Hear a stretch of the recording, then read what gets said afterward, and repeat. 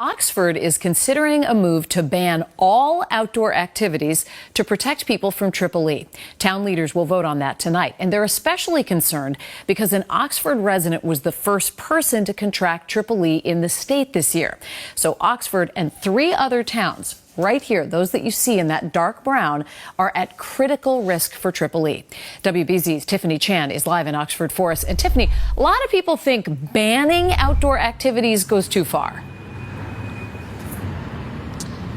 Well, Lisa, as you can imagine, with school coming back up, there's fall sports, and banning outdoor activities would also include closing down town properties, including fields, starting at 6 o'clock, and that would have major impacts on practices and games.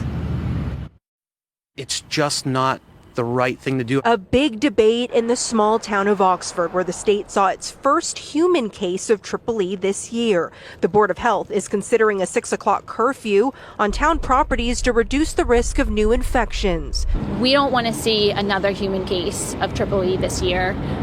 One is already too many. The move would impact fall sports and the Fournier sisters' only season cheering together. This is my last year as a cheerleader on this team, and it would just be very upsetting if I missed out on it. We think the parents should be able to make decisions, as parents, for our kids. Oxford Little League President Philip Davis remembers the impact Triple E had in 2019 when schools had to adjust games and practices to avoid peak mosquito hours. We saw the effects of this. The effects were great. They were awful.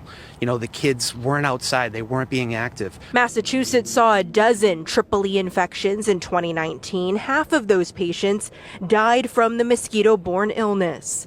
Even if you do survive, usually there are long-term significant health impacts, neurological impacts. The numbers don't require what the drastic decisions that they're trying to make. The Fournier family joining 800 other Oxford residents signing an online petition to keep the sports fields open. Let us decide. I'm a parent.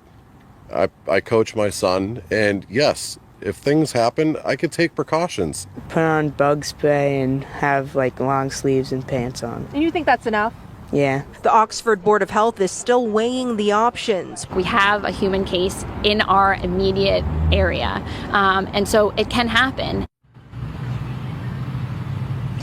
The Board of Health here in Oxford is making that decision at around 6 o'clock tonight. Oxford joins Douglas, Sutton, and also Webster as critical risk areas for Triple E. From Oxford, I'm Tiffany Chan, WBZ News.